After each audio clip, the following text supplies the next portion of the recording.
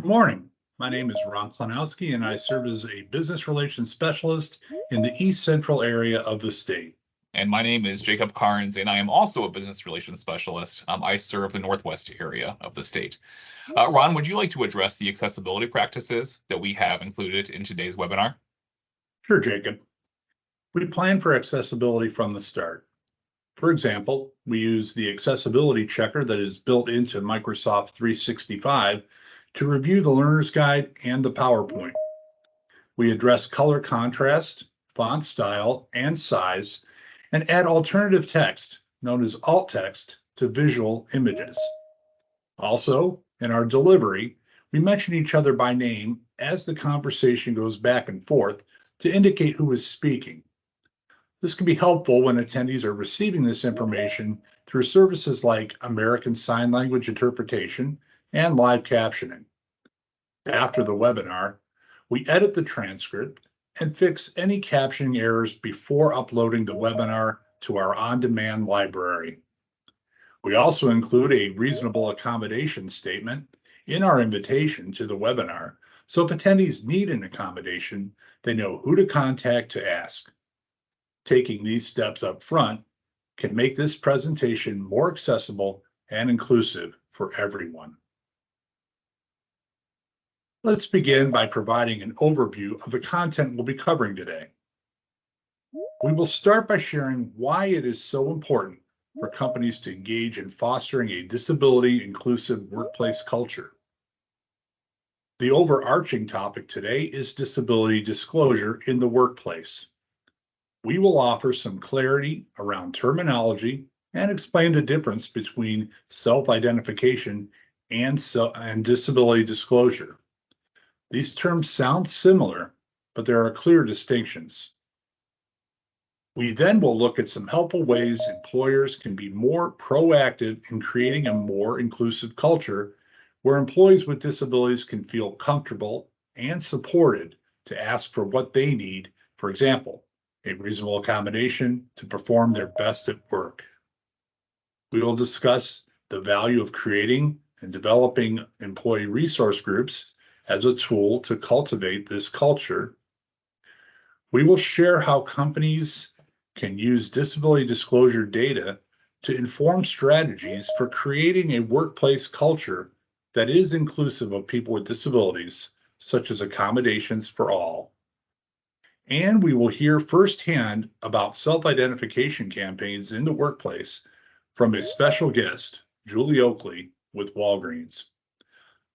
Let's start off with a quick poll to learn more about how people with disabilities are represented in the workplace. Of your current employees, what percentage do you think are people with disabilities? Under 5%? Between 5 and 15%? Between 15 and 25%? Or above 25%? If you are experiencing technical issues with participating in the poll, please feel free to enter your response in the chat section.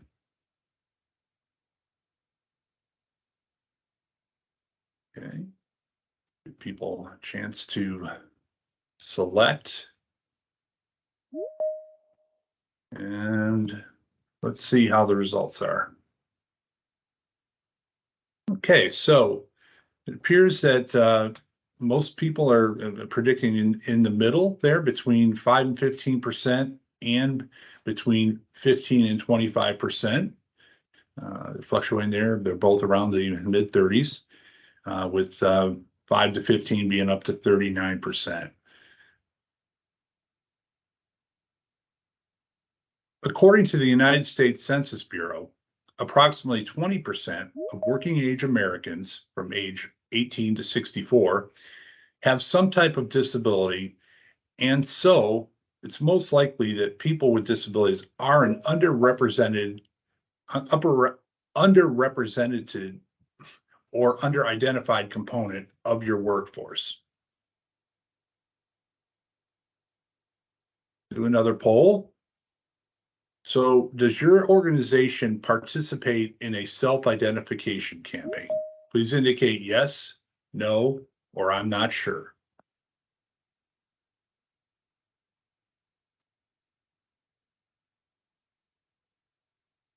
Second to vote.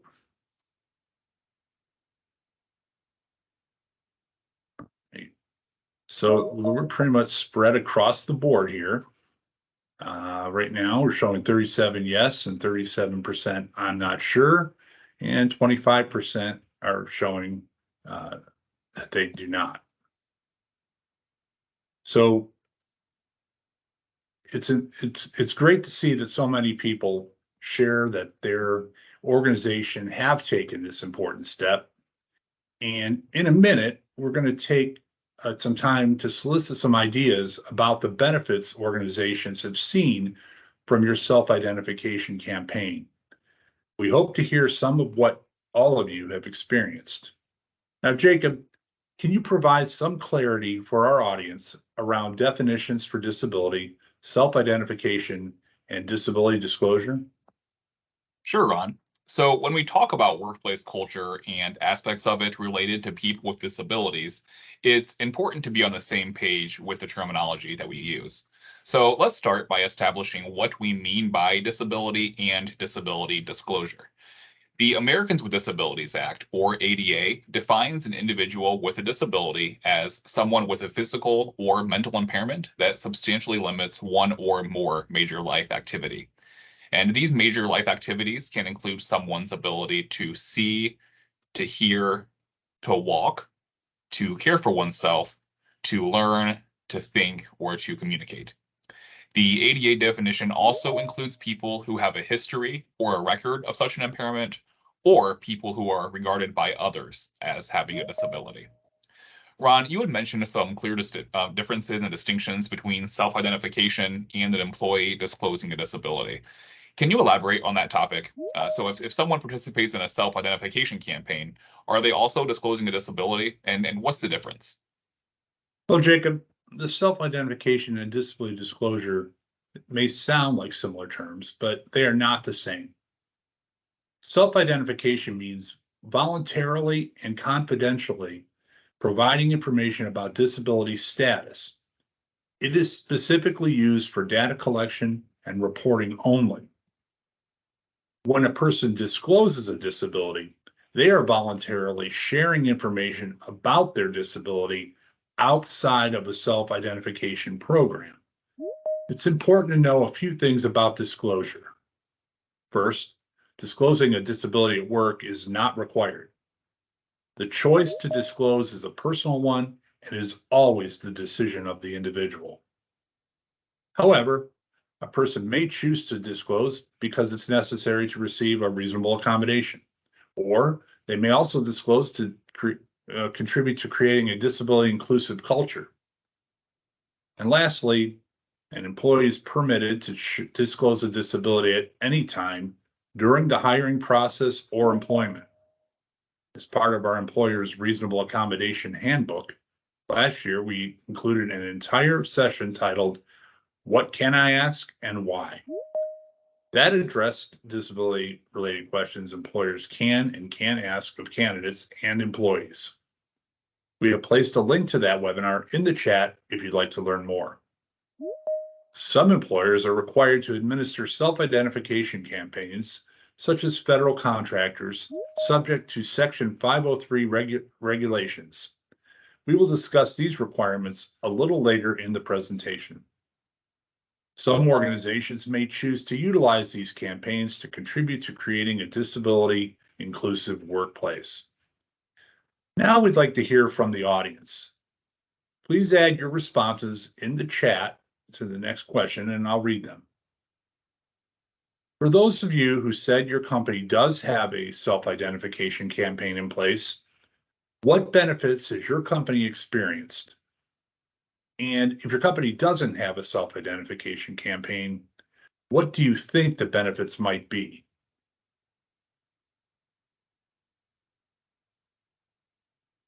So go ahead and type those into the chat.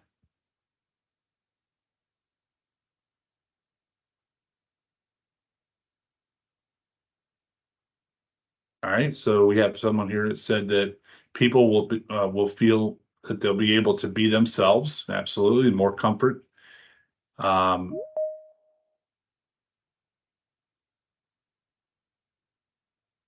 Someone said we have a self-identification campaign, but not in HR and thus not sure of the benefits. Okay.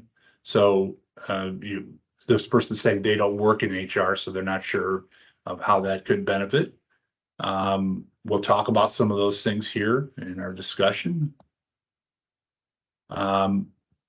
Someone has indicated that employee resource groups could be established. That's a great idea. And we spent a lot of time later in the presentation talking about that, but it's a wonderful way to help people feel included and able to contribute to the stance the company takes.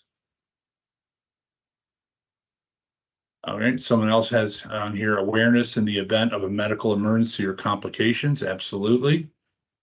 It normalizes disability and diversity. Absolutely. We're going to talk about that a little bit. Helps build empathy and increased awareness among multiple departments.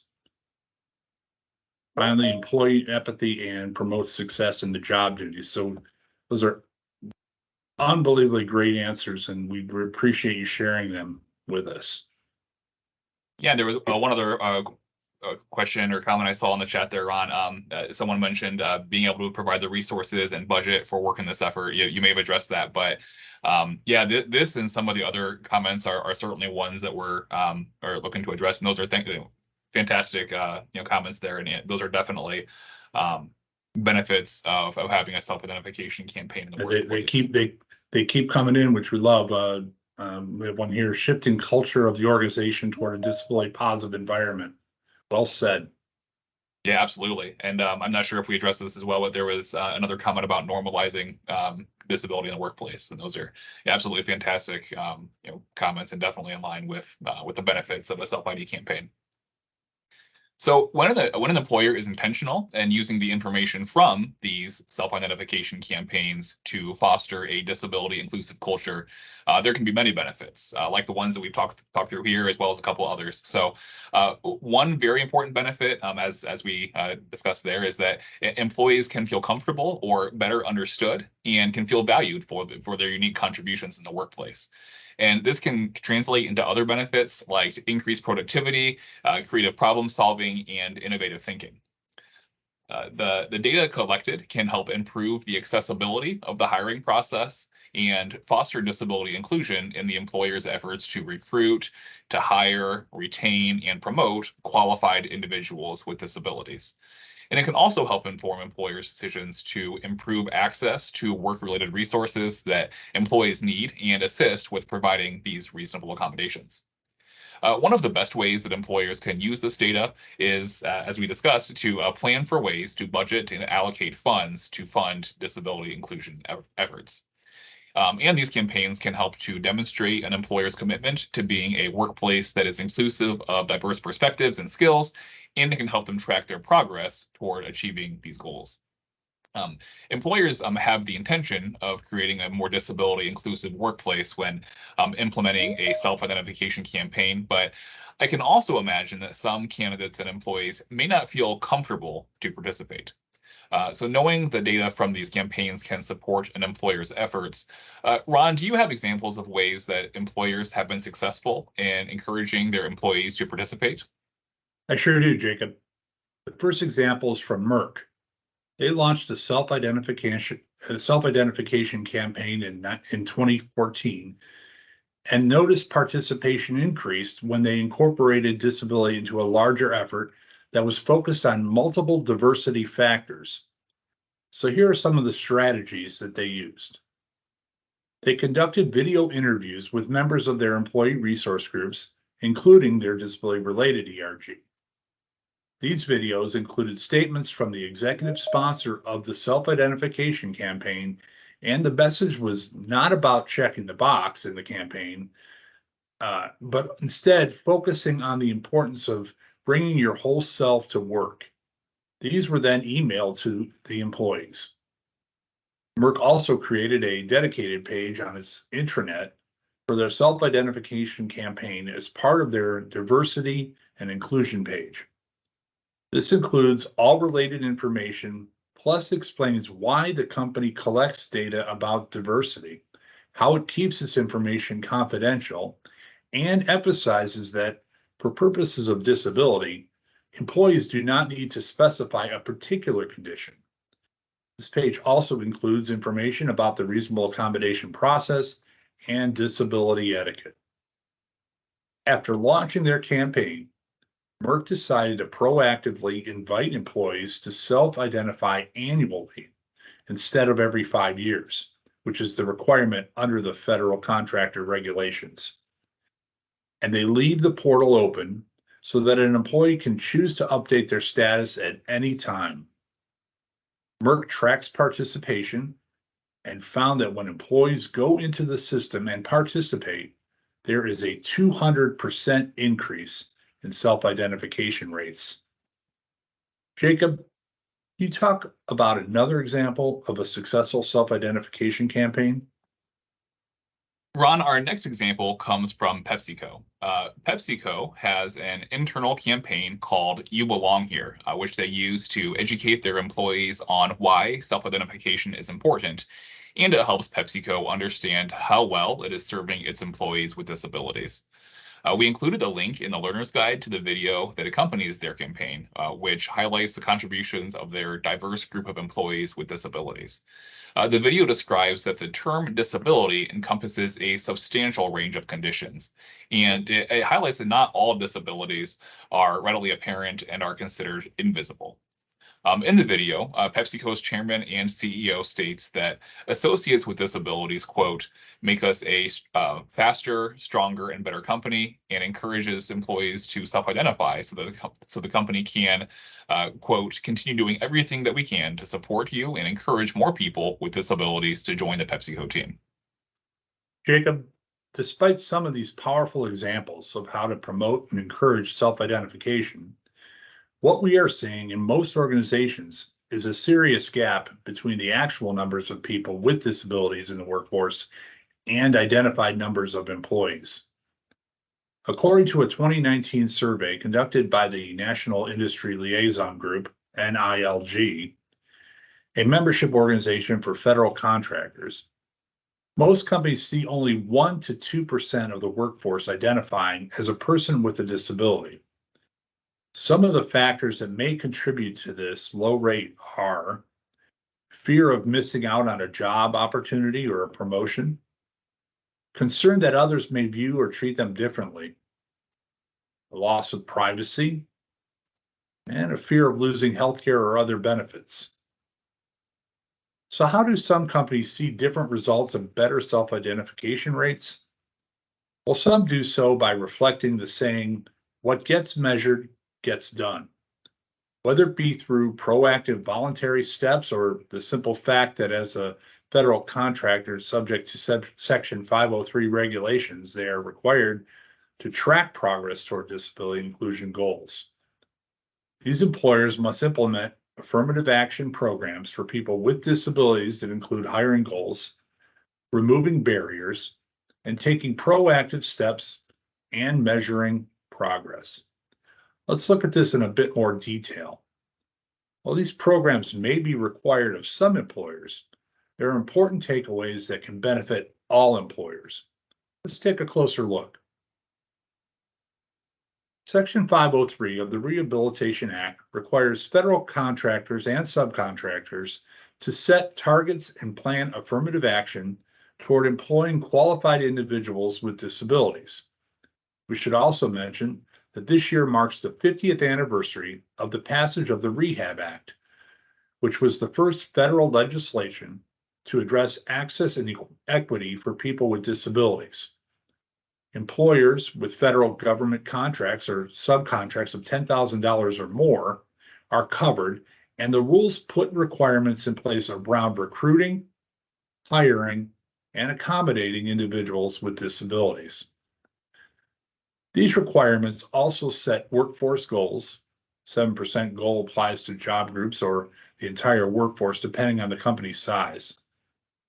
This is not a quota, but an effort to become more intentional with disability inclusion and a way to invite applicants and employees to self-identify. All self-identification information must be voluntary and confidential. so candidates and employees are not required to self-identify. Federal contractors are required to invite employees to self-identify during the pre-offer and post-offer phases of the application process and at least every 5 years. Compliance with Section 503 is enforced by the U.S. Department of Labor's Office of Federal Contract Compliance Programs, or OFCCP. Jacob, does the ADA contain any guidelines about implementing self-identification campaigns? Ron, the ADA does speak to self-identification campaigns, and following the ADA guidelines does help to minimize the legal risk, but also reinforces to employees that the employer cares about them and their workplace culture. So as far as what the employer can ask, the ADA states that inviting or asking candidates and employees to self-identify as having a disability does not conflict with the ADA when certain guidelines are met. The guidelines that the Equal Employment Opportunity Commission, or the EEOC, provides are these. First, that individuals who choose to not self-identify should not be penalized. The information collected from the campaign should be stored separate from other personnel files and cannot be made available or used for employment decisions, such as with hiring or performance. And in addition, specific language must be used in the invitation for individuals to self-identify. If employers are curious about what to include or to communicate to all candidates and employees in a self-identification invitation, we did include a link in the learner's guide as well to an example of one that was provided by the OFCCP. Jacob, we've talked throughout this webinar about creating a disability inclusive culture. We have a question for the audience. What are some examples of ways your company is creating an environment that helps employees with disabilities feel comfortable asking for what they need? Feel free to put those in the chat, or if you wish, you can raise your hand and we will call on you.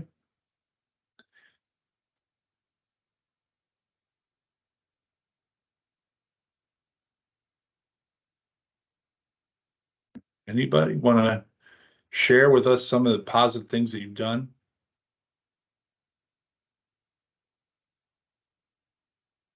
I see the first comment here was about the OFCCP link in the chat. Looks like Michelle Reinhardt liked that, so we should be able to get that information out to you. Saw a couple comments here. More training opportunities for employees. Yes, providing additional training opportunities can be a way to help employees feel comfortable asking for what they need. Request for. Go ahead, Ron. You can go ahead. Yes, so and actually two of these recent comments mentioned ERGs, right? So employee resource groups. Having those employee resource groups or business resource groups are a way, certainly to encourage employees to interact with one another at all different levels of the organization, and to communicate to employees that you can definitely ask for what you need. Go ahead. I was just going to say the next one. We have someone here who's commented that having leadership on all levels participate and open up conversations. Absolutely. If you show the leadership showing the buy-in, that is really going to help to get people to feel comfortable. Another person said that if ERG did a session to discuss accommodations that are available, the process around how to request them and how it works, etc. It's great because you were taking away, some of maybe the concerns, the fears people have, and maybe people are, not aware of some of the items that they can request. So that's wonderful. Anybody else?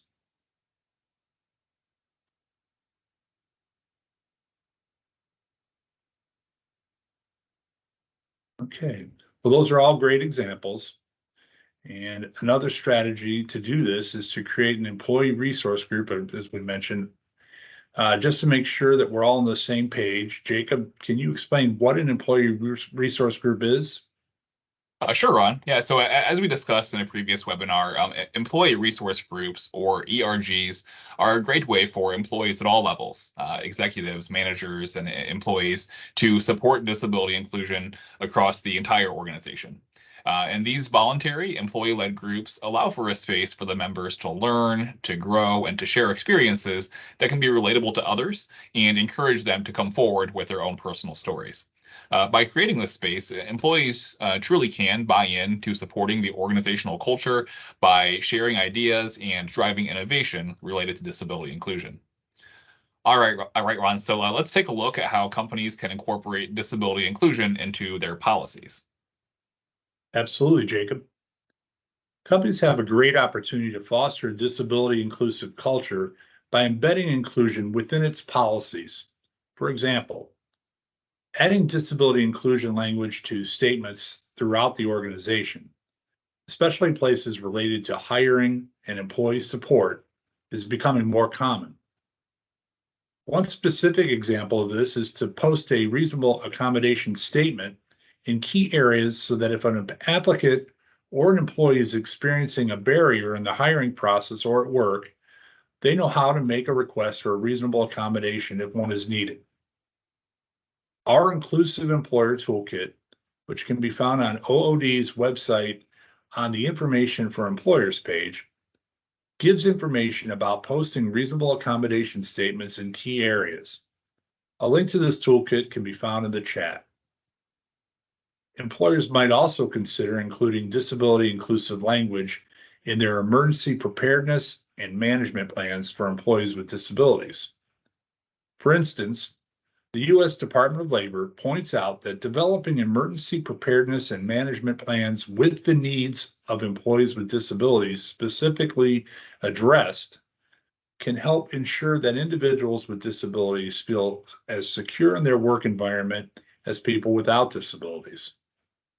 Including this sort of language, not just in places where employees might expect to see it, but also in areas that impact their day-to-day or safety-related experience, will help develop a workplace in which disability inclusion permeates the day in and day out culture. Speaking of policies, Jacob, can you talk about how employees or employers can use data from previous reasonable accommodation requests to inform accommodations for all efforts? Yeah, absolutely, Ron. So some employers provide certain accommodations for any employee who asks without requiring the employee to disclose a disability and participate in the interactive process. This is a unique and creative way to help foster an inclusive workplace that meets the needs of everyone. Employers who do this may create a policy or a set of procedures on how to provide these items, including training for supervisors, HR staff, and all employees on the parameters of this program and what kinds of accommodations are available. Right, Jacob. And what an employer chooses to include in this list of accommodations for all certainly will be unique for each employer and their workplace. But some common examples include standing desks, alternative training materials, flexible schedules, modified break times, ergonomic keyboards and mice, live caption for meetings and presentations, and noise canceling earbuds. Let's look a bit into some culture and dynamics within organizations that play a role in effective self-identification efforts. Jacob, how can companies foster disability inclusion within their workplace culture? Yeah, Ron. So for a minute, let's get really specific about what we mean by workplace culture. And from there, we'll make the connection to the dynamics at play that are related to disability inclusion. Forbes defines workplace culture as the shared values, belief systems, attitudes, and the set of assumptions that people in a workplace share. And the Society for Human Resource Management, or SHRM, describes organizational culture as leadership behaviors, communication styles, internally distributed messages, and corporate celebrations.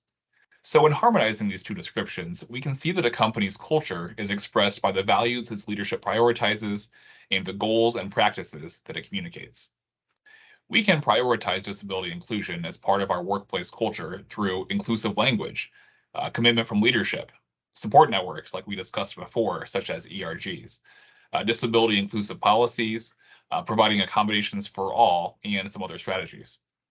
When people with disabilities see leaders in their organization come forward as champions of disability inclusion initiatives and share their own personal stories about disability, this can create a ripple effect within the organization where people feel more comfortable being themselves at work and feel valued for their contributions. Company-wide training on inclusion, such as disability awareness training, can help companies improve accessibility and inclusion in the workplace. Understanding attitudinal barriers that employees with disabilities may face and learning respectful language and behaviors when interacting with these colleagues positively impacts productivity and morale. By targeting unconscious biases, inclusion training raises awareness and improves comfort levels for those who may not be as familiar, and this can definitely create a stronger team. In addition, poor mental and emotional health can have a negative impact on the work environment and its culture. It can lead to stress that can result in employee burnout. Offering multiple outlets for people to gain access to mental health care can help employees understand how stress impacts their mental health and may empower them to ask for what they need to be successful at work. Now we'd like to hear from an employer about their company's self-identification campaign. Jacob, would you please introduce today's guest? Yeah, absolutely. And thank you, Ron. So I'm now happy to introduce today's guest speaker, who is Julie Oakley with Walgreens. Julie works on the field disability team, part of the DE&I team at Walgreens. Julie supports Walgreens' commitment to attracting, hiring, and retaining people with disabilities within retail locations, distribution centers, and micro-fulfillment centers. She also serves as the talent acquisition liaison for the Disability Alliance Business Resource Group. In her role with Walgreens, Julie has been a part of organizational disability self-identification campaigns. So, Julie, what are some steps that Walgreens has taken to encourage employees to self-identify their disability status? Yeah, thank you for having me today, Jacob. We really wanted to make it as easy as possible for folks to self-identify. So part of that was looking at the processes we use, and the other part, of course, is making sure people feel comfortable with self-ID. So on the process side, we worked on enhancing our self-ID resources to make them more accessible and easier for all team members to use. We also want to make sure that our resources really explain the why behind self-ID. So we want to educate our team members not only on how to complete the forms, but why are we asking for this information and what do we do with it? Systems-wise, we also created a one-click way for team members to self-ID, where before it was more of a process. We had an amazing project team that developed a really holistic campaign communication plan, which was key for us. So our communication strategy was really centered around 4 pillars. First, we really wanted to try to reach all team members by communicating in various multiple channels. We had an existing This Is Me campaign. That's where individuals can create cards about themselves to talk about, everything that makes us more diverse. So we built on those and we utilized them to help us identify credible and trusted messengers to make the self-ID ask on behalf of the company. We really took the time to think through the best ways to reach the most team members. Second, and you talked about this a bit, partnering with our employee resource groups. This really helped us create higher touch points for the call to action to self-ID. Jacob, I know you talked a lot about the benefit of employee resource groups earlier, and you're right, having their input and involvement in a self-ID campaign is very helpful. Both in the beginning, when you're thinking about identifying concerns and what communication avenues you have when designing the campaign, and then of course, while the campaign's in action, helping to amplify the message to self-ID and to explain why it's important. Third, we really wanted to harness the pride within our team members. So this came in a lot of different ways. I know you talked about the video that Pepsi had. We had videos, we had posts on our various channels, we had emails go out. We really leaned into Disability Pride Month in July, and we featured team member stories throughout the month. One example is Jamie Fintz. She works in our marketing department, and she shared how her life changed after a major car accident and how the accommodations helped her continue to succeed and to grow at work. During this, we shared all kinds of disability stories. We shared stories of apparent and non-apparent disabilities, acquired and from birth, and our team members were invited to share their stories openly. Fourth, we really wanted to make sure that our people managers and our HR folks were equipped to have meaningful discussions around self-ID.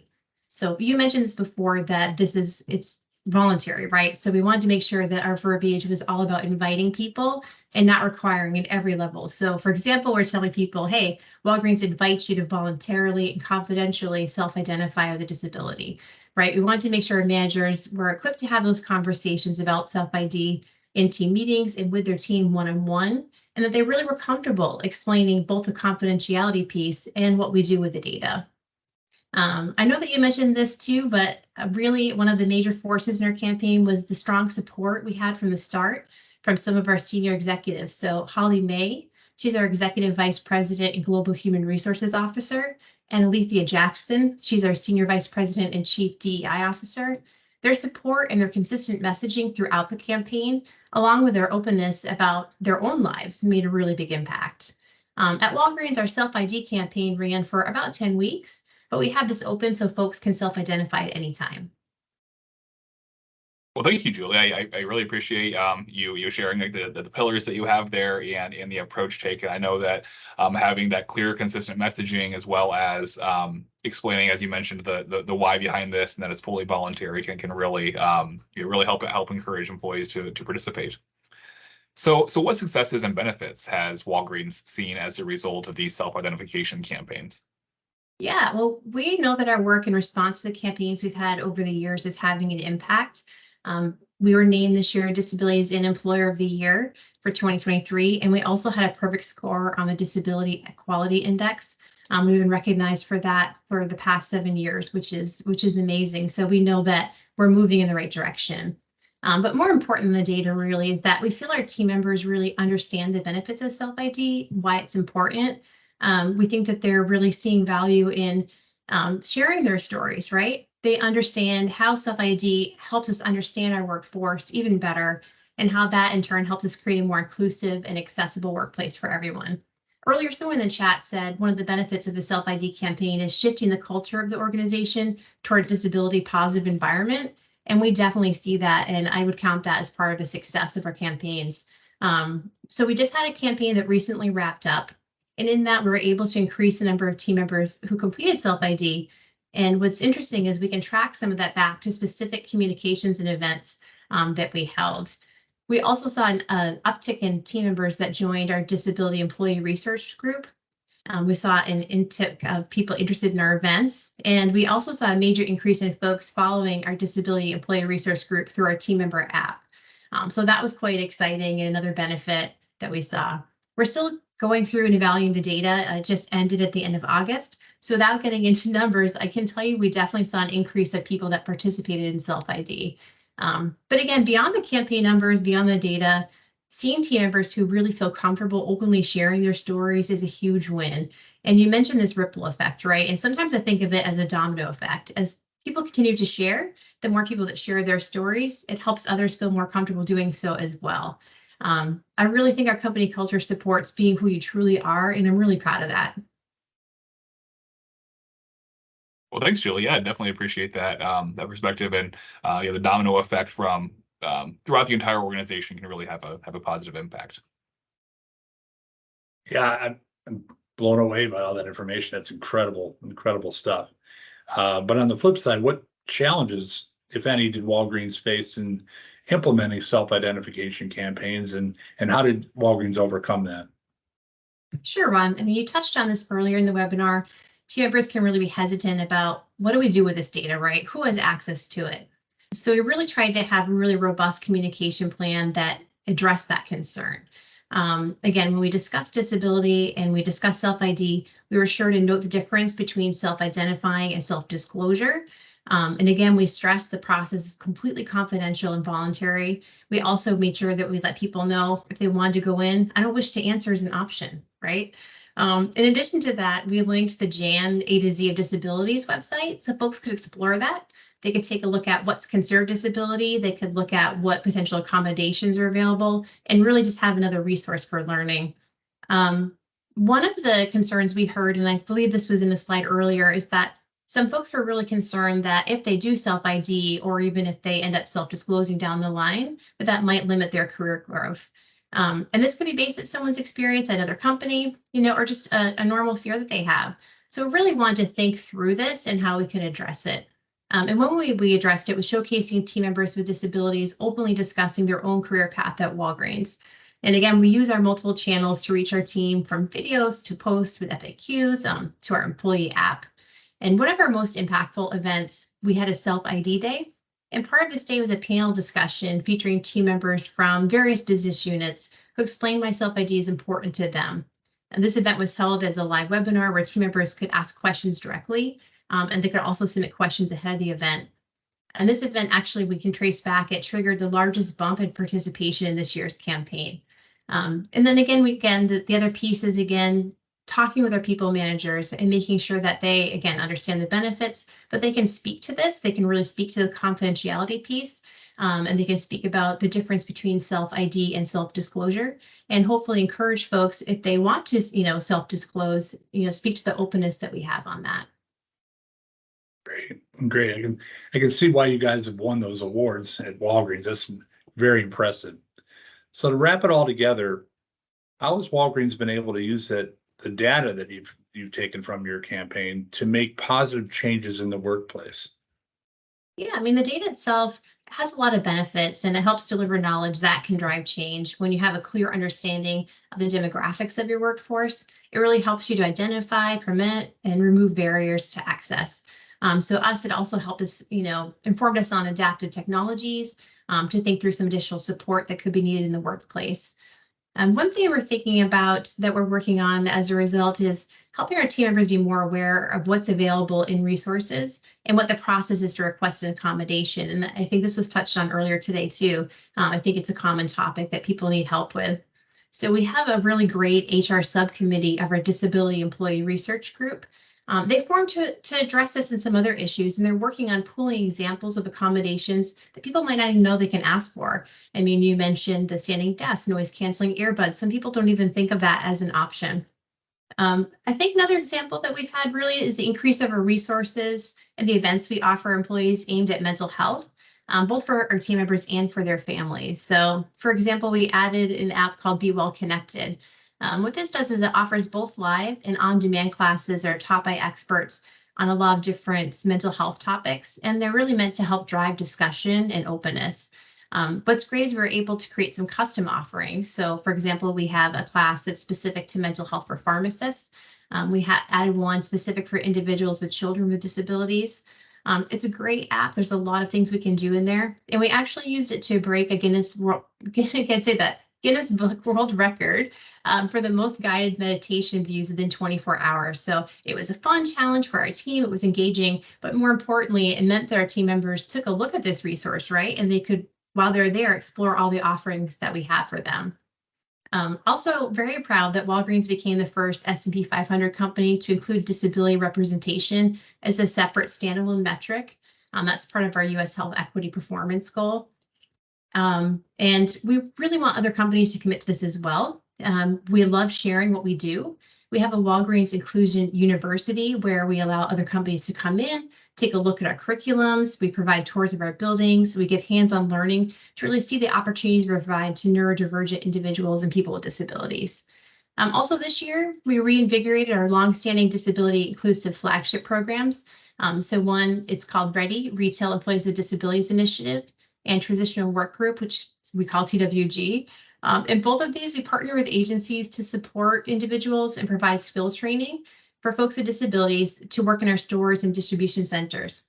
We also launched a support center program for neurodivergent talent, and we expanded our disability inclusion programs to include our micro-fulfillment centers. So I would say the data is important, right? It informs our programs and services and benefits that we provide.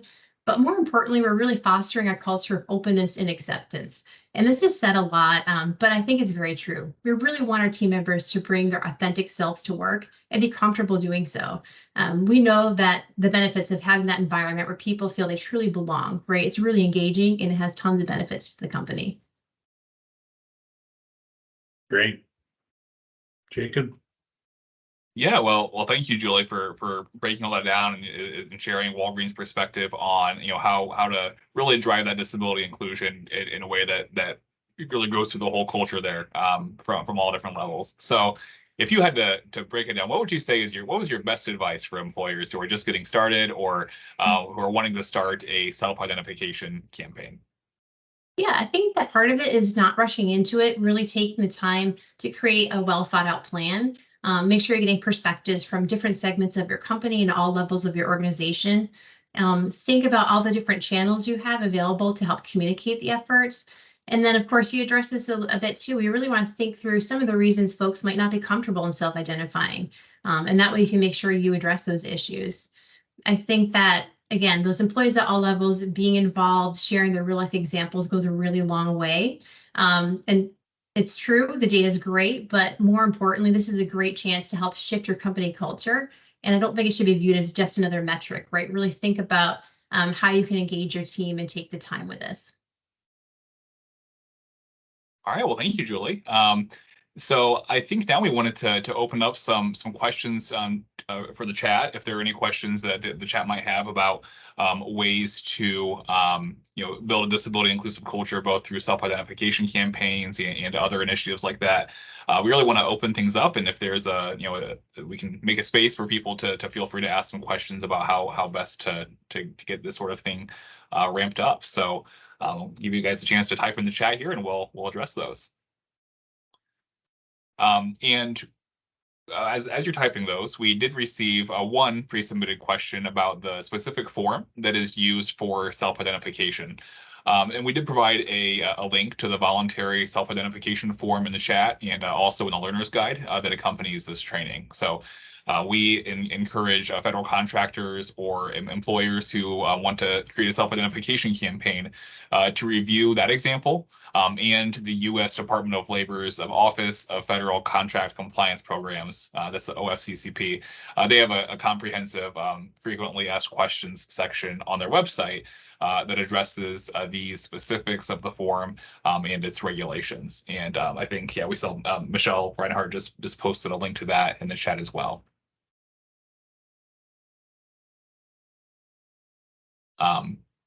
Yeah, so as questions are typed here, we did have a couple others prepared. So, oh, Here's a question now. Yep. Yeah. Yeah, so it looks like Colleen put in the chat here asking if Julie could expand on the cards about themselves. Sure. Yeah, this is a great thing that we started.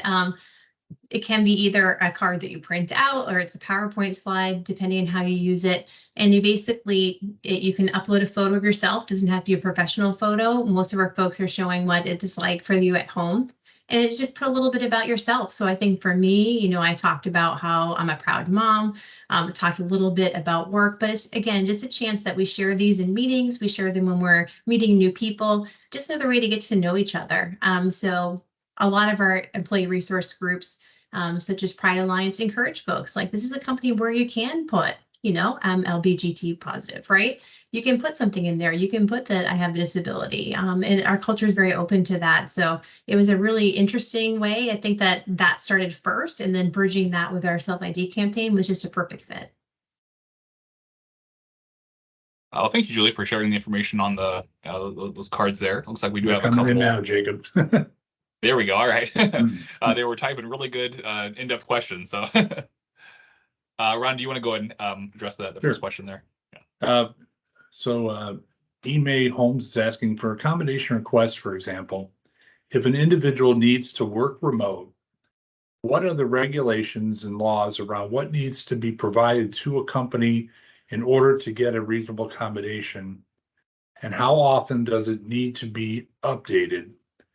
Is there a difference for genetic disabilities that will never change, reverse, or go away?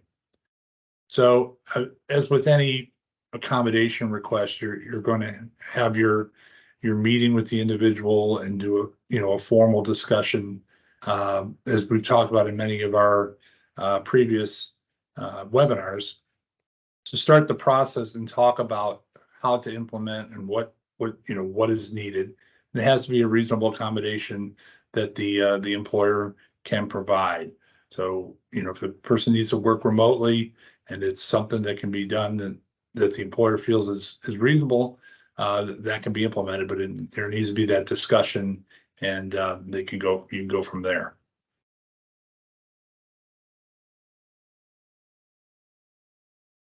All right. Another question. Go ahead. Oh.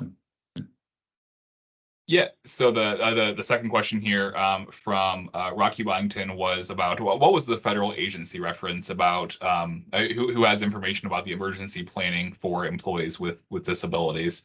And Kristen Ballinger placed in the chat the link to the U.S. Department of Labor's Office of Disability Employment Policy, and there's several resources on the website there that go into information about emergency preparedness, and that was in the section of today's webinar.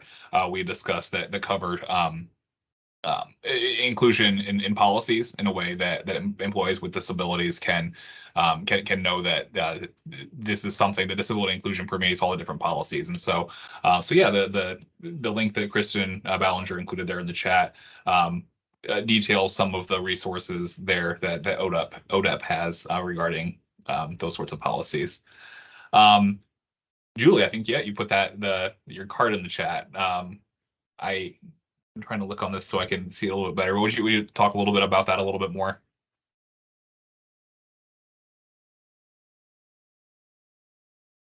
I know I'm starting to wish mine wasn't quite so generic. I think it's time for an update. But it's a great way to get to know folks on your team, and just we use it quite a bit, especially if it's an in-person meeting where we haven't been in person so much. It's a fun way to get to know folks. Yeah, thanks, Julie. That is definitely adds some character there, and it's really interesting to kind of see that and be able to have all employees feel comfortable sharing that sort of thing in the workplace. So, and I know that some of the discussion that we had today was about interacting with employees and understanding ways to best interact with them. And so we have a couple webinars that we've prepared that have addressed some of those things in a little bit more detail. So one of the webinars, I think we mentioned one time earlier on in today's presentation, was titled "What Can I Ask and Why?" And that's one of the bigger subjects I know that we definitely encounter and get asked about pretty often here. That was part 6 of our Employers Reasonable Accommodation Toolkit. And so it definitely has a lot of resources there that are a little bit outside the scope of today's presentation that go into detail about what employers can consider and what they ask and how they engage in the interactive process with employees, and how to consider the guidance from the EEOC as they're having those conversations and instituting policies that can, that are going to be appropriately in line with everything that needs to be considered there. And looks like we just got Michelle Reinhardt placed that information here in the chat as well. All right, let me get back to where I was here. So there were one other question, Julie, that we had for you. As a result of the self-identification campaign, have any of your staff offered ideas to Walgreens for inclusion or accessibility or things like that? And if so, can you share some of those with us? Yeah, sure. I think that there's lots of ideas that come from our team or come from folks who are experiencing different things going on. That's for sure.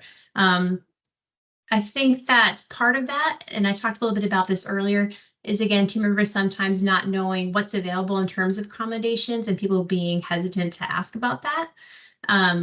So linking to the JAN network, that was a big help. And that was actually came from a team member, and that led to that subcommittee where our HR subcommittee and accommodations team are working on some resources to do that. Our team, my team in general, also works with Disability Employer Resource Group all the time to help us look for different gaps or potential gaps, right? To make recommendations, proactively address concerns. So for example, last week they hosted a webinar on having your work in Microsoft Office be more accessible. In one of our New York stores, I know recently we added Braille aisle numbers in. That came from an employee. So the campaigns in general, they really do help open up conversation and help your culture stay strong. Another possibility that my personal team is working on right now is how can we use a demonstrative interview for retail store positions based on skill set that we have required instead of the traditional question and answer interview. We just tried this in DC, and we're currently looking for our team members in our stores are helping us work on this so we can improve it and then have this become a wider option. Well, thank you, Julie. Yeah, we appreciate you sharing of all this information about Walgreens' perspective and everything that goes into to creating a disability inclusive workplace. So as we wrap up here, we just wanted to point out again, we had a great discussion, and we really hope that this can benefit companies and employees.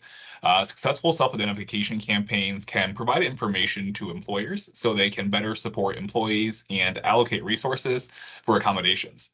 Explaining the why can make it more likely that they will feel comfortable to participate in a self-ID campaign or ask for what they need at work.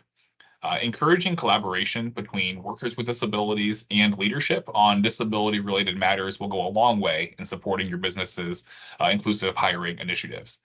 So for example, when developing your self-identification campaign process, engage your employees with disabilities or members of your disability-focused employee resource group for their feedback. And remember that ERGs can be a great tool in supporting employees to ask for what they need related to a disability. In the same vein, encouraging leaders to be open to engage with workers with disabilities can support and drive disability inclusion. OOD offers several ways, and we've mentioned a couple of these before, but we do offer several ways to support your managers and supervisors in being more comfortable with engaging in conversations with people with disabilities. So I'll highlight a couple of these that I don't think we mentioned earlier. So the first is our disability etiquette training, which provides high-level information on how to respectfully engage with people with disabilities. It's appropriate for all audiences, but our regional business relations team specializes in drawing out aspects of the subject matter that are especially relevant for your workplace. In addition, our training titled Supervisors and Title I of the ADA covers topics about what to do when an individual discloses a disability, and it helps equip leaders to be prepared to handle conversations with respect and dignity while being mindful of ADA guidelines. Thank you, Jacob.